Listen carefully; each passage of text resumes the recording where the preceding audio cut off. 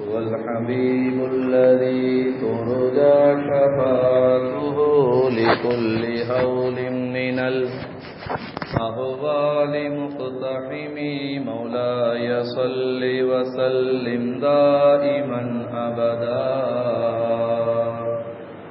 على حبيبك خير الخلق كلهم.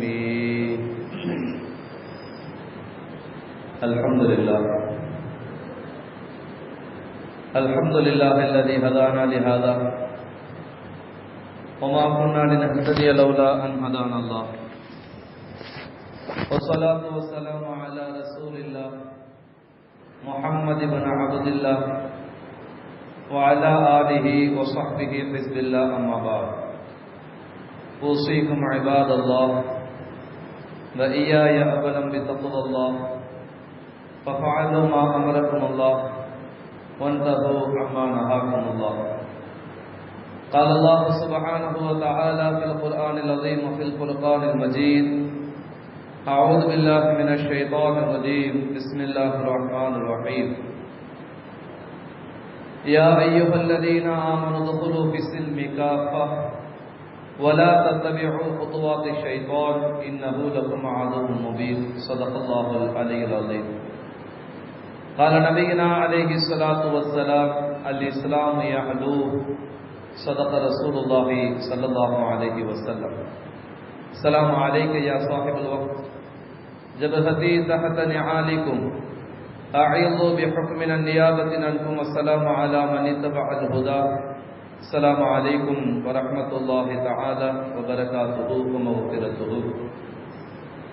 அளவற்ற அருளாளனும் நிகரற்ற அன்புடையவனுமாகிய அல்லாஹ்வின் திருநாமம் கொண்டு எனதுரையை நான் ஆரம்பம் செய்கின்றேன்.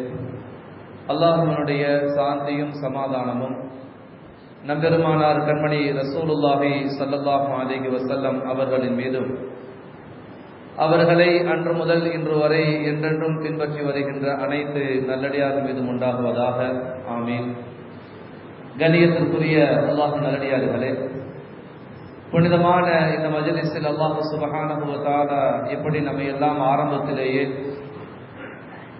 ஒன்று சேர்த்து வைத்தானோ அதே போல் நாளை மறுமையில் பெருமானார் ரசூலுல்லாஹி ஸல்லல்லாஹு அலைஹி வஸல்லம் அவருடைய புனிதமான ஷஃபாஅத்திலேயும் அல்லாஹ் நம்மை ஒன்று சேர்த்து வைப்பானாக. எப்படி முதல் சப்பிலே இருந்து அல்லாஹ்வுடைய நெருக்கத்தை பெற வேண்டும் என்ற எண்ணத்திலே நெருங்கி வந்திருக்கிறோமோ அதே போல் நாளை அல்லாஹ் சுப்ஹானஹு வ தஆலா அவனுடைய நெருக்கத்தை பெற்ற நல்லடியார்களின் பட்டியலில் அல்லாஹ் நம் அனைவரையும் ஒன்று சேர்த்து வைப்பானாக. சொர்க்கத்திலே உயர்ந்த சொர்க்கமான ஜன்னத்துல் ஃபிர்தௌஸில் படைப்புகளில் உயர்ந்த படைப்பான கண்மணி ரசூலுல்லாஹி ஸல்லல்லாஹு அலைஹி வஸல்லம் அவர்களோடு அவர்களுக்கு பணிவிடை செய்யக்கூடிய பாக்கியத்தில் அல்லாஹ் நம்மையும் நம்முடைய சந்ததிகளையும் ஒன்று சேர்த்து வைப்பானாக. வாழுகின்ற காலமெல்லாம் இறைவனுக்கு பிடித்த வாழ்வு, நபிகளார் கற்றுத்தந்த வாழ்வு, இமா பெருமக்கள் வகுத்து தந்த வாழ்வு, அதையே நம்முடைய வாழ்வின் குறிக்கோளாக எடுத்து வாழ்வதற்குண்டான வாய்ப்பை அல்லாஹ் தந்து அருள் புரிவானாக. ஆமீன். கண்ணியத்திற்குரிய அல்லாஹ் நல்லடியார்களே, இந்த இஸ்லாமிய மார்க்கம் நபிகள் பெருமானார் ஸல்லல்லாஹு அலைஹி வஸல்லம் அவருடைய காலத்திலே தொடங்கியது அல்ல. மாறாக இஸ்லாம் என்பது என்றைக்கு ஆதம் அலைஹிஸ்ஸலாத்து வஸ்ஸலாம் அவர்களை அல்லாஹ் படைத்தானோ அன்றிலிருந்து மனித சமூகத்திற்கு இந்த இஸ்லாமிய மார்க்கம் வந்து கொண்டிருக்கிறது. எப்பொழுது ஆதம் அலைஹிஸ்ஸலாத்து வஸ்ஸலாம் அவர்களுக்கு சஜ்தா செய் என்று ஷைத்தானிடத்தில் இறைவன் கட்டளையிட்டதற்கு பின்னால் ஷைத்தான் அதை மறுத்தானோ அன்றிலிருந்து தொடங்கியதுதான் இஸ்லாமிய எதிர்ப்பு என்பது. இதை நாம் பல்வேறு தருணங்களில் அடிக்கடி இந்த வார்த்தையை நாம் கேள்விப்பட்டிருப்போம். இஸ்லாத்திற்குண்டான எதிர்ப்பு மனித சமூகத்தின் தலைவராக முதல் படைப்பாக இருந்த ஆதம் அலைஹிஸ்ஸலாத்து வஸ்ஸலாம் அவர்களுடைய காலத்தில் இருந்து, இன்னும் தெளிவாக சொல்லுவதாக இருந்தால், முதலாக சொர்க்கத்திற்கு ஆதம் அலைஹிஸ்ஸலாத்து வஸ்ஸலாம் அவர்கள் நுழைவதற்கு முன்பிருந்தே இஸ்லாத்தினுடைய எதிர்ப்பும் இஸ்லாத்தினுடைய வளர்ச்சியும் தொடங்கிவிட்டது. இந்த எதிர்ப்பும் வளர்ச்சியும் மாறி மாறித்தான் கியாமத் வரை வந்து கொண்டிருக்கும் என்பதை நாம் முதலில் நன்றாக உணர்ந்து கொள்ள வேண்டும். நபிகள் பெருமானார் ஸல்லல்லாஹு அலைஹி வஸல்லம் அவர்களும் அதைத்தான் நமக்கு சொல்லித் தருவார்கள். குர்ஆனும் அதைத்தான் சொல்லித் தரும். வரலாறுகளை நாம் சற்று முன்னோக்கி பார்க்க வேண்டும். அல்லாஹ் சுப்ஹானஹு வ தஆலா குர்ஆன் ஷரீஃபிலே சொல்லி காண்பிப்பான், இஸ்லாமியர்கள் போர்க்களத்திலே சில காயங்கள் அடைந்ததற்கு பின்னால் வெட்டுப்பட்டதற்கு பின்னால், உயிர் இழப்புகள் ஏற்பட்டதற்கு பின்னால் கவலையோடு ரசூலுல்லாஹி ஸல்லல்லாஹு அலைஹி வஸல்லம் இடத்தில் சொல்லுவார்கள், யா ரசூலல்லாஹ், நாங்கள் எல்லாம் இஸ்லாத்தை தானே ஏற்றுக்கொண்டிருக்கிறோம், சத்தியத்தை தானே நம்பி இருக்கிறோம், அல்லாஹ்வை ஏற்றுக்கொண்டவர்கள் தானே, அல்லாஹ்விற்கு ஆற்றல் இருக்கிறது தானே, சத்தியத்தை வளர்க்கக்கூடிய பொறுப்பை, சத்தியத்தை பாதுகாக்கக்கூடிய பொறுப்பை அல்லாஹ் ஏற்றுக்கொண்டதாக நீங்கள் சொல்லி இருக்கிறீர்களே, இன்றைக்கு நாங்கள் அடிபட்டு கிடக்கிறோம், பொருள்களை உயிர்களை இழந்து கிடக்கிறோம் என்று கவலையோடு கைசேதத்தோடு அந்த மன சஞ்சலத்தை நபிகள் பெருமானார் ஸல்லல்லாஹு அலைஹி வஸல்லம் அவர்களிடத்திலே சஹாபாக்கள் எத்தி வைக்கின்ற பொழுது அல்லாஹ் குர்ஆன் ஷரீஃபிலே ஒரு வசனத்தை இறக்குவான், இயம்சசுகுமுல்லாஹ். அதாவது அந்த வசனத்தினுடைய பொருள் இதுதான், உங்களுக்கு இன்றைக்கு காயம் ஏற்பட்டிருக்கிறது என்று சொன்னால் நாளையோ நேற்றோ அவர்களுக்கு காயம் ஏற்பட்டிருக்கலாம் அல்லது ஏற்பட இருக்கிறது. காயங்கள் மாறி மாறி வந்து கொண்டே இருக்கும், வெற்றி தோல்வி மாறி மாறி வந்து கொண்டே இருக்கும். ஆனால் இறுதி முடிவு, இறுதி வெற்றி இஸ்லாத்திற்கு என்பதை நீங்கள் மறந்துவிட வேண்டாம் என்று அல்லாஹ் சுப்ஹானஹு வ தஆலா தன்னுடைய வசனங்களின் மூலமாக நபிகள் நாயகம் ஸல்லல்லாஹு அலைஹி வஸல்லம் அவர்களுக்கு சொல்லித் தருகிறார். அப்ப இந்த வசனத்தை நாம் முதலிலே மனதில் நன்றாக பதிய வைத்துக் கொள்ள வேண்டும். இஸ்லாத்திற்குண்டான எதிர்ப்பு தொடர்ந்து வந்து கொண்டே இருந்தாலும் கூட, சில சமயங்களிலே உயிரிழப்புகள் ஏற்பட்டாலும் கூட, சில சமயங்களிலே வாழ்வதற்கு கூட முடியாத ஒரு இக்கட்டான சூழல், மூச்சு விடக்கூட முடியாத ஒரு இக்கட்டான ஒரு சூழல் ஏற்பட்டாலும் கூட, இறுதி வெற்றி என்பது இஸ்லாத்திற்கு என்பதை நாம் மனதிலே பதிய வைத்துக் கொள்ள வேண்டும். காரணம், வரலாறுகள் நமக்கு அதைத்தான் சொல்லித் தருகிறது. இன்றைக்கு சில ஆட்சியாளர்கள், சில அரசியல்வாதிகள் பகிரங்கமாக இஸ்லாத்திற்கு எதிராக பேட்டி கொடுக்கிறார்கள்.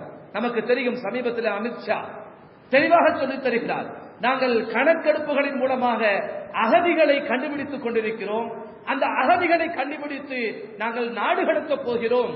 அப்படி நாடு கடத்தப்படக்கூடிய அகதிகளில் கிறிஸ்துவர்களோ அல்லது வேறு ஏதாவது மதத்தை சார்ந்தவர்களோ பயப்பட தேவையில்லை, இஸ்லாமிய அகதிகளை மட்டும்தான் இந்த நாட்டிலிருந்து நாங்கள் அப்புறப்படுத்துவோம் என்று வெளிப்படையாக ஒரு அரசியல் தலைவராக இருக்கக்கூடிய, அதுவும் ஆளும் கட்சியில் இருக்கக்கூடிய ஒரு மனிதர் ஒரு மதத்திற்கு எதிராக, ஒரு இனத்திற்கு எதிராக, பெரும்பான்மையாக வாழ்ந்து கொண்டிருக்கக்கூடிய ஒரு சமூகத்திற்கு எதிராக பேட்டி கொடுக்கிறார் என்பதற்காக நாம் பயந்து விடப் போவதில்லை.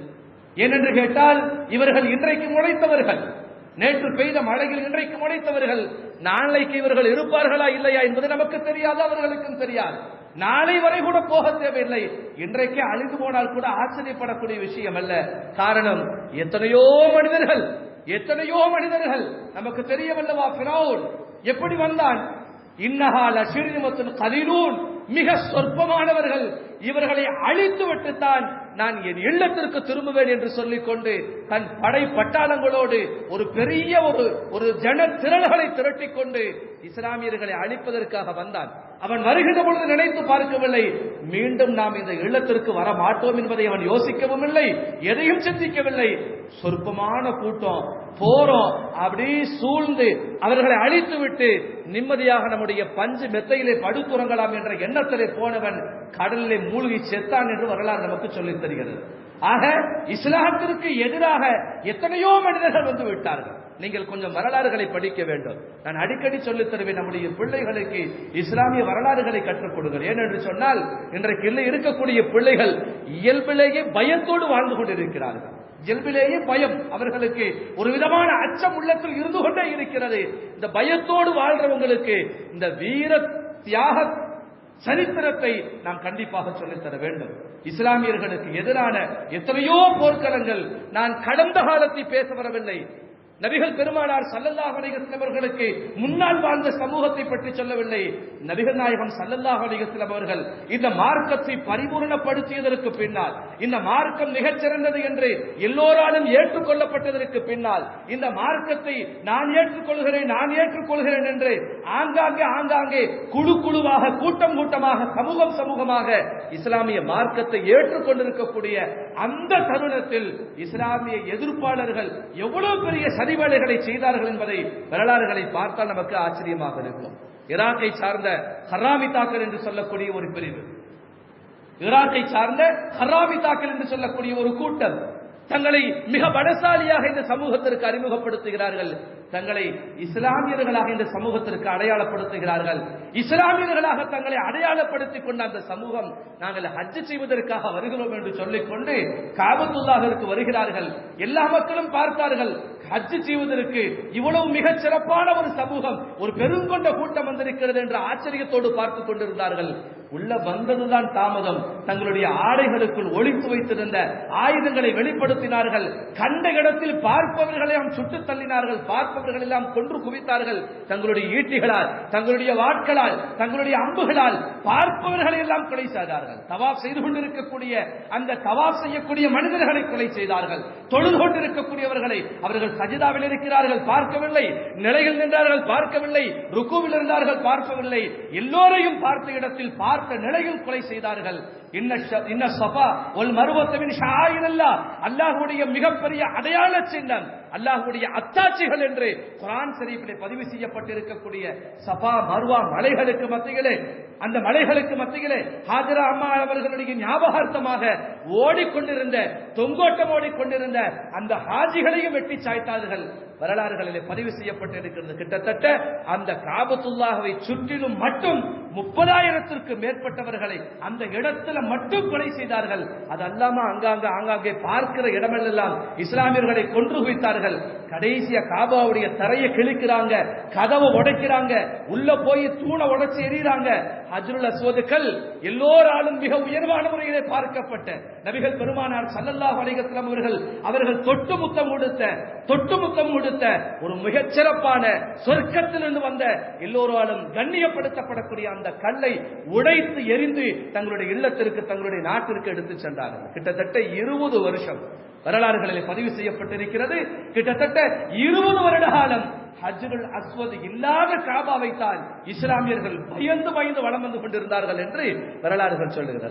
ஹராபித்தாக்கள் எப்போ வந்துருவாங்களோ, வந்தா நம்மளை கொலை செஞ்சிருவாங்களோ அப்படிங்கிற அச்சத்திலேயே அவர்களுடைய தவாப்புகள், அவர்களுடைய தொழுகைகள், அவர்களுடைய தொங்கோட்டங்கள், அவர்களுடைய ஹஜ்ஜுடைய அனைத்து கிரிகைகளும் நடந்து கொண்டிருந்தது என்று வரலாறுகளிலே பதிவு செய்யப்பட்டது. கண்ணியத்திற்குரிய அல்லாஹ் நல்லடியார்களே, இப்படித்தான் ஹராபித்தாக்கள் 20 வருட காலம் ஹஜ்ருல் அஸ்வத் இல்லாத காபாவை வைத்திருந்தார்கள். அதற்கு பின்னால் இஸ்லாமிய சமூகம் ஒன்று சேர்கிறது. அல்லாஹ் சுப்ஹானஹு வ தஆலா ஒரு பலத்தை தருகிறார். ஹராபித்தாக்களை அடி தொழிக்கிறார்கள். அந்த ஹஜ்ருல் அஸ்வதை அவர்களிடமிருந்து கைப்பற்றி கொண்டு வருகிறார்கள். போன ஹஜ்ருல் அஸ்வத் ஒரே கல்லாக, கொஞ்சம் பெரிய ஒரே கல்லாக இருந்துச்சு. 7-8 துண்டுகளாக உடைத்து சுக்குநூறாக்கப்பட்ட ஹஜ்ருல் அஸ்வத் தான் அவர்களுடைய கைகளுக்கு கிடைத்தது. அதற்கு பின்னாடி அதை கொண்டு வந்து ஒட்ட வச்சிருப்பாங்க. காபாவுக்கு போனவங்களுக்கு தெரியும், அந்த ஹஜ்ருல் அஸ்வதை பார்த்தவர்களுக்கு தெரியும். ஒரு கல்லாக இருக்காது, சிதிலமடைந்த சுக்குநூறாக இருக்கிற ஒரு 7-8 துண்டுகள் தான் அந்த இடத்துல ஒட்ட வைக்கப்பட்டிருக்கும். இந்த ஹராபித்தாக்களையும் அல்லாஹ் சுப்ஹானஹு வ தஆலா அழித்தான்.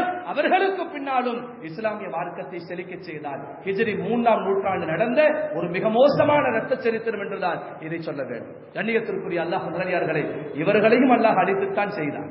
அடுத்து நீங்கள் ஹிஜ்ரி 6ஆம் நூற்றாண்டிலே பார்த்தால் உங்களுக்கு தெரியும், தாத்தாரியார்கள் என்று சொல்லக்கூடிய மிக மோசமானவர்கள். எந்த அளவுக்கு கேட்டோம்னா, வரலாறுகள்ல பதிவு செய்வாங்க, தாத்தாரியார்களை பார்த்து விட்டால் இஸ்லாமியர்களுடைய கால் அடுத்த 8 வைப்பதற்கு நடுங்க ஆரம்பித்துவிடும். பார்த்தா அப்படி நின்றுவாங்க.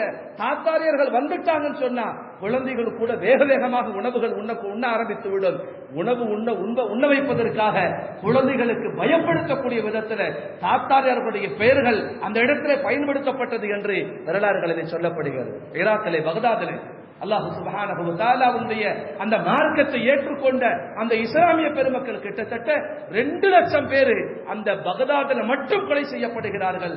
மொத்தம் தாத்தாரியார்கள் அன்றைய காலகட்டத்தில் ஹிஜ்ரி 6ஆம் நூற்றாண்டுல 30 லட்சம் பேர்த்த கொலை செய்யறாங்க முஸ்லிம்கள். எத்தனை லட்சம்? 30 லட்சம் பேர்த்த கொலை செய்யறாங்க.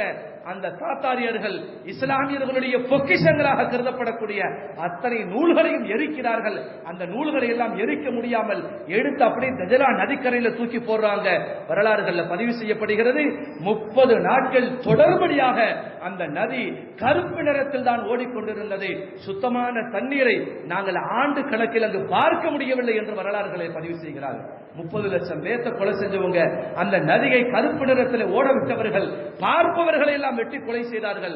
அடக்குவதற்கு கூட இஸ்லாமியர்கள் இல்லாத சூழல், அடக்கப்படாத இஸ்லாமியர்களுடைய சடலங்கள் சிதறி கிடக்கிறது.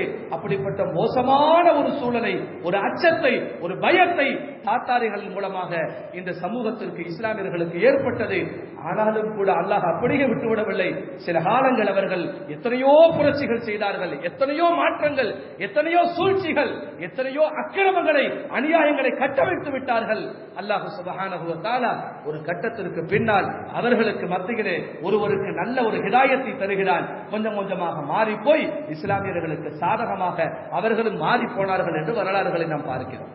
கண்ணியத்திற்குரிய அல்லாஹ் நல்லவர்களே, நான் ஏற்கனவே சொல்லி இருப்பேன், இந்த தாத்தாரியர்களுடைய வம்சத்தை சார்ந்தவர்கள் தான் பாபர். இந்த மஸ்ஜித், பாபர் மஸ்ஜித் கேள்விப்படும் அல்ல, இந்த பாபர் மஸ்ஜித் கட்டப்படுவதற்கு கூட இவர்கள் தான் ஒரு காரணமாக இருந்தார்கள் என்று வரலாறுகளிலே சில ஓரக்குறிப்புகளிலே பார்க்க முடியும். ஆக இஸ்லாத்திற்கு எதிராக எத்தனையோ மனிதர்கள் வந்தார்கள், போனார்கள், இஸ்லாத்திற்கு எதிராக எவ்வளவோ செயல்பட்டார்கள். ஆனால் நான் ஆரம்பத்தில் சொன்னதை போல காட்சிகள் மாறிக்கொண்டிருக்கும், காலங்கள் மாறிக்கொண்டிருக்கும், வெற்றி தோல்வி மாறிக்கொண்டிருக்கும், காயங்கள் மாறிக்கொண்டிருக்கும். ஆனால் இஸ்லாத்திற்குண்டான இறுதி வெற்றி ஒரு காலத்திலும் மாறவே மாறாது. இஸ்லாமியர்கள் கண்டிப்பாக வெற்றி அடைவார்கள் என்பதுதான் வரலாறுகள் நமக்கு சொல்லித் தருகிறது. இஸ்லாத்திற்கு வெளியில் இருந்து இவர்கள் சண்டையிட்டதை போல இஸ்லாத்திற்கு உள்ளே இருந்து சில மனிதர்கள் இஸ்லாத்தில் நிறைய குழப்பங்களை ஏற்படுத்தினார்கள். வரலாறு தெரியும். நான் உள்ளூர் விவகாரத்தை பேச வரவில்லை, நான் உள்ளூரில் இருக்கக்கூடிய விவகாரத்தை பேச வரவில்லை, வெளிநாடுகளில் ஏற்பட்ட விவகாரத்தை சொல்லுகிறேன். முஅம்மர் கதாபி, லிபியாவினுடைய முடிசூடா மன்னராக கிட்டத்தட்ட 34 வருடங்கள், கிட்டத்தட்ட 42 வருடங்கள் ஆட்சி செய்தவர் முஅம்மர் கதாபி. எப்படிப்பட்டவர் தெரியுமா? எல்லாம் இஸ்லாமிய, இரண்டாம் முகம்மது என்று பேச ஆரம்பித்தார்கள். இரண்டாம் முகம்மது இவர்தான் இன்றைய நவீன காலத்து நபி என்று பேச ஆரம்பித்தார்கள். இஸ்லாமிய மார்க்கத்தில் நிறைய புதிய புதிய கொள்கைகளை அறிமுகப்படுத்தலாம் என்று சொன்னார்கள். உள்ளுக்குள்ள இருந்துகிட்டே அவர் ஒரு கருத்து சொன்னார். இன்னைக்கு சமூகத்தில் சில பேர் சொல்ற மாதிரி அன்னைக்கு ஒரு கருத்து சொன்னார். என்ன கருத்து தெரியுங்களா? ஹதீஸுகள்ல 2-3 வகை இருக்குது. சஹீஹான ஹதீஸ், நல்ல பலம் உள்ளது, லஈஃபான ஹதீஸ், கொஞ்சம் அறிவிப்பாளர்களை கவனித்து கொஞ்சம் பலகீனமானது, அதுக்கடுத்து மௌதுஆன ஹதீஸ், நபிகள் நாயகம் ஸல்லல்லாஹு அலைஹி வஸல்லம் அவர்களால் சொல்லப்படாமல் புனையப்பட்ட சில ஹதீஸ். இப்படி ஹதீஸுகள்ல நிறைய வகை இருக்கிறனால எதை எடுக்கிறது எதை விடுறதுன்னு தெரியல. அதனால ஹதீஸே வேண்டாம், எல்லா ஹதீஸ்களையும் தூக்கி வீசிவிட்டு குர்ஆனை மட்டும் எடுத்துக் கொள்வோம் என்ற ஒரு கருத்தை சமூகத்தில் சொன்னார். ஒரு கருத்தை சமூகத்தில் சொல்றாரு. உலமாக்கள் விடுவாங்களா? யாருக்கும் அஞ்சாதவர்கள் உலமாக்கள், யாருக்கும் அஞ்சாதவர்கள், இஸ்லாத்திற்காக உயிரை கொடுக்க தயாராக இருக்கக்கூடிய உலமாக்கள் நேரடியா போறாங்க. எவ்வளவோ சொல்லுகிறார்கள், ஒன்னும் பயனளிக்கல. ஒரு கட்டத்தில் இந்த உலமாக்கள் நம் கருத்தை மட்டுமல்ல நம் ஆட்சியை கவிழ்த்து விடுவார்களோ என்ற அச்சத்தில் உலமாக்களை ஜெயில போட்டு கடுமையான கஷ்டங்களை, துன்பங்களை கொடுத்தான் அந்த முஅம்மர் கதாபி. ஒரு கட்டத்தில் கடைசியா சவுதியில இயங்கிக் கொண்டிருக்கக்கூடிய ராபித்துல் இஸ்லாமியா என்று சொல்லக்கூடிய ஒரு அமைப்பு, ஒரு உலமா சபை ஒட்டுமொத்தமாக போயும் சொல்லி பார்த்தாங்க. ஒன்னும் வேலையாகல. நான் சொல்றதா சட்டம், என்னை நபின்னு சொல்லிட்டாங்க, என்னை இரண்டாம் முஹம்மதுன்னு சொல்லிட்டாங்க, நான் சொல்றதை எல்லோரும் ஏற்றுக்கொள்ள வேண்டும் என்று சொன்னான். கடைசியில கழிவடை சாக்கடைகளை செத்து போன வரலாறு நாம் மறக்க முடியாது. சமீபத்தில் செத்து போன வரலாறை நாம் மறந்து விட முடியாது. அப்ப இஸ்லாத்தினுடைய பெயரால் நான் முஸ்லிம் என்று சொல்லிக்கொண்டு, இஸ்லாத்தை நான் சொல்லக்கூடிய கருத்துக்களை கேளுங்கள் என்று சொல்லிக்கொண்டு, இஸ்லாத்தின் பெயரில், இஸ்லாத்தின் போர்வையில் இஸ்லாத்தை அழிக்கக்கூடிய எத்தனையோ மனிதர்கள் வந்தார்கள், போனார்கள். துனிசியாவில் எடுத்துக்கொள்ளலாம், பின் அலி என்று சொல்லக்கூடிய ஜைனுல் ஆபிதீன் இப்னு அலி என்று சொல்லக்கூடிய ஒரு மனிதர் 32 வருஷம் இருந்தாரு. யமனை எடுத்துக்கொள்ளலாம், யமன்ல இருக்கக்கூடிய அலி ஹசன் என்று சொல்லக்கூடிய அப்துல்லாஹ் என்று சொல்லக்கூடிய ஒருவர் 28 வருஷம் ஆட்சி செய்தார். இப்படி இஸ்லாமிய பெயர்களோடு எத்தனையோ மனிதர்கள் ஆட்சி செஞ்சு இஸ்லாத்திற்கு எதிரான கருத்துக்களை சொன்னார்கள். எங்கும் அல்லாஹ் சுப்ஹானஹு வ தஆலா இஸ்லாத்தை கீழே இறக்கிடல. எங்கேயும் இஸ்லாத்தை அல்லாஹ் தாழ செய்யவில்லை, எங்கேயும் இஸ்லாத்தை அல்லாஹ் விட்டுவிடவில்லை. எல்லா இடத்திலையும் கொஞ்சம் விடுவான், பிறகு பிடிப்பான். அவன் பிடிச்சான்னா கடுமையாக இருக்கும். அதை நம்ம மறந்துடக்கூடாது. இஸ்லாத்திற்கு வெளியேயும் இஸ்லாத்திற்கு உள்ளேயும் இருந்து கொண்டு இந்த இஸ்லாத்தை அழிப்பதற்கு ஏராளமான போட்டிகள், ஏராளமான முயற்சிகள், ஏராளமான சூழ்ச்சிகள். இன்றைக்கு இருக்கக்கூடிய இவர்கள் எல்லாம் என்ன பெரிய சூழ்ச்சி செய்து விட்டார்கள் என்றுதான் கேட்க தோன்றும். அன்றைக்கு அவர்கள் செய்த சூழ்ச்சிகளுக்கு முன்னால் இவர்கள் எல்லாம் வெறும் கால் தூசுக்கு சமம் என்று சொன்னால் அதில் எந்த சந்தேகம் கிடையாது. ஆனால் கண்ணியத்திற்குரிய அல்லாஹ் நல்லடியார்களே, இந்த வரலாறுகளை படிக்கக்கூடிய அதே நேரத்தில் இன்னொரு செய்தியை நாம் மறந்துவிடக் கூடாது.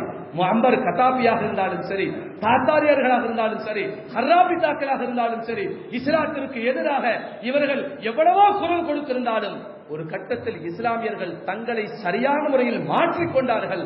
அல்லாஹ் அவர்களுக்கு வெற்றியை தந்தான் என்றுதான் எல்லா இடங்களிலேயும் வரலாறு முடிகிறது. எல்லா இடங்களிலேயும் அப்படித்தான் வரலாறு முடிகிறது. இஸ்லாமியர்கள் உயர்ந்தார்கள், இஸ்லாம் வெற்றி பெற்றது என்ற ஒரு கருத்து இந்த சமூகத்தில் வருகிறது என்று சொன்னால், அந்த கருத்தை கொண்டு வருவதற்கு முன்னால் இஸ்லாமியர்கள் தங்களை தாங்களே திருத்திக் கொண்டார்கள், தங்களை கொஞ்சம் சரி செய்து கொண்டார்கள் என்ற செயலுக்கு பின்னால் தான் இஸ்லாத்திற்குண்டான வெற்றியை அல்லாஹ் தந்திருக்கிறார். இன்றைக்கும் இஸ்லாத்திற்கு எதிரான எத்தனையோ காரியங்கள் நான் மறுபடியும் உங்களுக்கு சொல்வேன். கடந்த வாரம் கூட சொன்னேன், அசாமில் எத்தனை பேர் அகதிகளாக மாற்றப்பட்டார்கள், முன்னாள் ஜனாதிபதியினுடைய குடும்பத்தார்களோடு அகதிகளாக மாற்றப்பட்டார்கள். அப்ப இது எல்லாத்துக்கும் என்ன அடிப்படை காரணம்னா, நாம கொஞ்சம் அலட்சியமாக இருப்பதை அவர்கள் பலமாக எடுத்துக் கொள்கிறார்கள். நம்முடைய பலகீனத்தை அவர்கள் பலமாக எடுத்துக் கொள்கிறார்கள். அவர்களுடைய பலத்தை அந்த இடத்திலே நிறுவி நம்மை அகதிகளாக மாற்றிக் கொண்டிருக்கிறார்கள். கடந்த வாரம் ஜும்மால கூட அறிவிப்பு செஞ்சோம். 26, 7, 8 3 நாட்கள் தொடர்ந்து வாக்காளர்களுடைய பெயர், அதே மாதிரி நம்முடைய ஆவணங்கள் எல்லாத்தையும் சரி செஞ்சு வச்சுக்கோங்கன்னு சொன்னோம். நம்ம எத்தனை பேர் செஞ்சு கொஞ்சம் யோசிச்சு பாருங்க. நம்முடைய வீடுகளில் இருக்கக்கூடிய பெண்கள்ல எத்தனை பெண்களுக்கு நாம் இதற்குண்டான ஏற்பாட்டை செஞ்சு கொடுத்த கொஞ்சம் யோசிச்சு பாருங்க. மறுபடியும் அவர்கள் செய்யக்கூடிய காரியத்தை செய்து கொண்டே இருக்கிறார்கள். நாம இப்படியே அலட்சியமா தான் இருந்துட்டு. இன்னைக்கு வெளிப்படையாக அமித்ஷா சொல்றாரு, இஸ்லாமிய அகதிகளைத்தான் நான் வெளியேற்றுவதற்கு ஆசைப்படுகிறேன் தவிர மற்ற அகதிகள் கவலைப்பட தேவையில்லை அப்படின்னு சொல்றாரு. என்ன அர்த்தம்? இஸ்லாமியர்களை இந்த நாட்டிலிருந்து துடைத்தறிய போகிறோம், இந்த நாட்டில் இருக்கக்கூடிய ஒவ்வொரு இஸ்லாமியர்களையும் நாடு கடத்த போகிறோம் என்று அவர்கள் சொல்லுகிறார்கள் என்று சொன்னால், அதற்கு வழிவகை செய்து கொடுப்பவர்கள் யார்? எவ்வளவோ தடவை பேசிவிட்டது, எத்தனையோ தடவை இதற்குண்டான இந்த மோசமான சூழல் குறித்து பயான் சொல்லியாச்சு. ஆனாலும் கூட நம்மகிட்ட கொஞ்சம் கூட விழிப்புணர்வு இல்லாம தூங்கிட்டு இருக்கிறோமா அல்லது மௌத்தா போயிட்டோமான்னு தெரியாத அளவுக்கு, இந்த வார்த்தையை நான் தெளிவாகத்தான் பதிவு செய்கிறேன், தூங்கணுமா அல்லது மௌத்தாயிட்டமான்னு தெரியாத அளவுக்கு இன்னைக்கு அவ்வளவு அலட்சியம், அவ்வளவு பொடுபோக்கு, அவ்வளவு ஆழ்ந்த உறக்கத்தில் நாம் இருந்துட்டு இருக்கிறோம். அவ்வளவு ஆழ்ந்த உறக்கம். கொஞ்சம் கொஞ்சமாக சன்னமாக இஸ்லாமியர்களை அப்படியே நாட்டிலிருந்து துரத்து விடலாம் என்று அவர்கள் நினைத்துக் கொண்டிருக்கிறார்கள். இஸ்லாத்தை எங்கிருந்தும் கிளப்ப முடியாது, அதை மறந்துடக்கூடாது.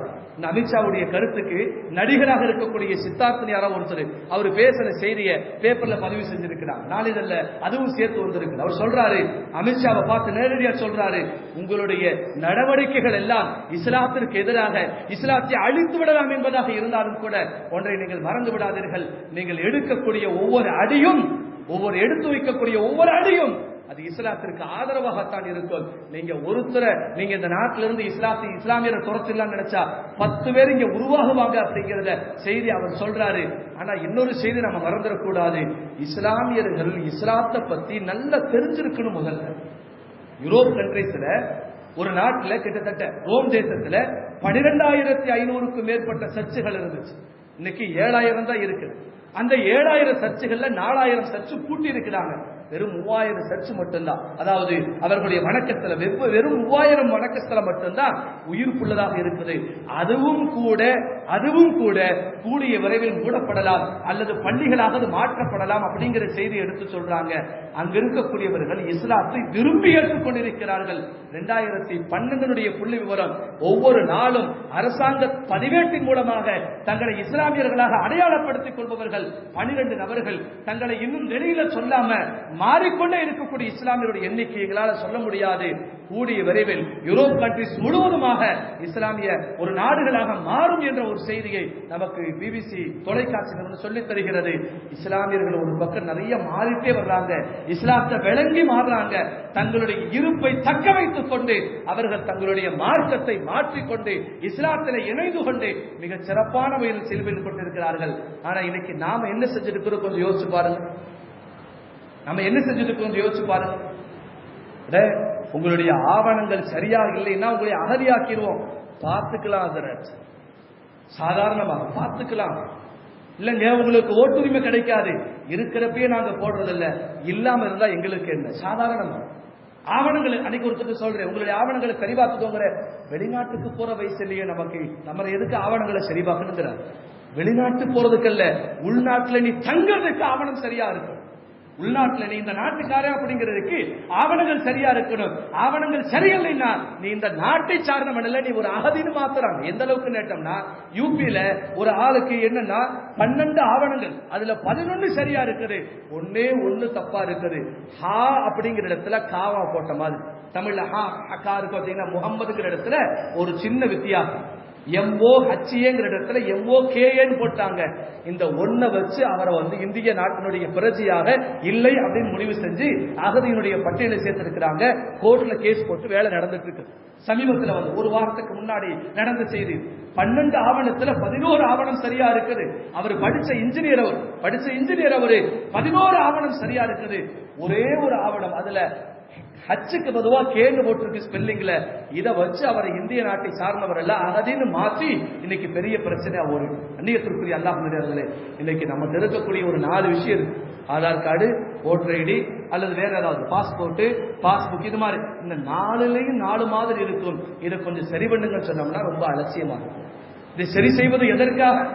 இது சரி செய்தா வேற யாருக்காவது ஏதாவது லாபமா? நமக்கு நம்முடைய சுயநலத்திற்காக, நாம் இந்த நாட்டை சார்ந்தவர்கள் என்பதை நிரூபிப்பதற்காக, இந்த நாட்டில் நிம்மதியான முறையில் வணக்க வழிபாடுகளை செலுத்துவதற்காக. என்ன விஷயம் கேட்டோம்னா, அகதிகளாக இஸ்லாமியர்கள் மாற்றப்பட்டார்கள் என்று சொன்னால் இஸ்லாமியர்களுக்கு சொந்தமாக எதுவுமே இங்கே இருக்காது. பள்ளிவாசல்கள் இருக்காது, மதரசாக்கள் இருக்காது, வீடுகள் இருக்காது, தொழில் ஸ்தாபனங்கள் இருக்காது. அகதிகள் சொத்து வாங்க முடியாதுங்கிற சட்டத்தை முன்வைத்து இஸ்லாமியர்களுக்குண்டான எல்லாம் சூறையாடப்படும் இந்த ஒரு பெரிய திட்டத்தை முன்வைத்து தான் இன்றைக்கு இஸ்லாமியர்களுக்கு எதிராக இவ்வளவு பெரிய சதி வேலைகள் நடந்து கொண்டிருக்கிறது.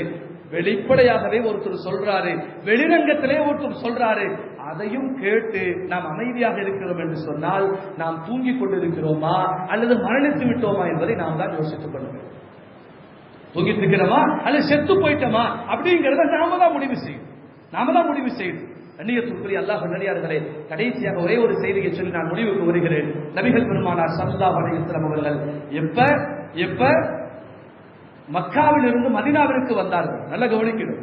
மக்காவில் இருந்து துரத்தப்பட்டு, சொந்த நாட்டிலிருந்து துரத்தப்பட்டு, சொந்த ஊர்ல இருந்து தன்னுடைய சொத்து பத்துகள் எல்லாத்தையும், சொந்த பந்தங்கள் எல்லாத்தையும் விட்டுட்டு துரத்தப்படுகிறார்களோ, மதீனாவிற்கு சேர்கிறார்களோ, மதீனாவிற்கு சேர்ந்த உடனே ரசூலுல்லாஹி ஸல்லல்லாஹு அலைஹி வஸல்லம் செஞ்ச முக்கியமான முதன்மையான காரியங்கள் என்ன அப்படின்னு கேட்டோம்னா, ஃபர்ஸ்ட் விஷயம் சகோதரத்துவத்தை ஏற்படுத்தினார்கள். இஸ்லாமியர்களுக்கு மாற்று மதத்தை சார்ந்தவர்களுக்கு மத்தியில், நமக்கு மத்தியில் எந்த பிரிவினையும் இல்லை. நமக்கு மத்தியில் மதங்கள், மார்க்கங்கள் மாறுபட்டிருந்தாலும் மனங்கள் ஒன்று சேர்ந்திருக்க வேண்டும்ங்கிற ஒப்பந்தத்தை, சகோதரத்துவத்தை கொண்டு வந்தாங்க. அடுத்து அவங்க செஞ்ச முக்கியமான செய்தி என்னன்னா, தங்களுக்கு மத்தியில் தங்களுடைய இருப்பை நிலைநிறுத்திக் கொள்வதற்காக இஸ்லாமியர்கள் எத்தனை பேர், அதுல எத்தனை பேர் படிச்சவங்க, எத்தனை பேர் வசதியானவங்க, எத்தனை பேர் வயது குறைவானவர்கள், எவ்வளவு பேர் குருவர்கள் இருக்கிறாங்க, திருமணம் முடிக்க தகுதியுள்ளவர்கள், படிக்க தகுதியுள்ளவர்கள் அப்படிங்கிற மொத்த புள்ளி விவரத்தையும் கணக்கெடுப்பையும் ரசூலுல்லாஹி ஸல்லல்லாஹு அலைஹி வஸல்லம் மதீனாவில் செஞ்சாங்க. எந்த அளவுக்கு நேட்டம்னா, சில வீடுகள்ல எத்தனை ஒட்டகங்கள் இருந்தது, எத்தனை கழுதைகள் இருந்தது, எத்தனை குதிரைகள் இருந்தது, அவங்க வீட்டுல எத்தனை வாள் இருந்துச்சு, எத்தனை கேடயம் இருந்துச்சு, அத்துணையும் ரசூலுல்லாஹி ஸல்லல்லாஹு அலைஹி வஸல்லம் அவர்கள் கணக்கெடுப்பு வச்சிருந்தாங்க. இதை வச்சுதான் ரசூலுல்லாஹி ஸல்லல்லாஹு அலைஹி வஸல்லம் அடுத்த நகர்வுக்கு சென்றார்கள் என்பதை வரலாறுகள் நமக்கு சொல்லித் தருகிறது.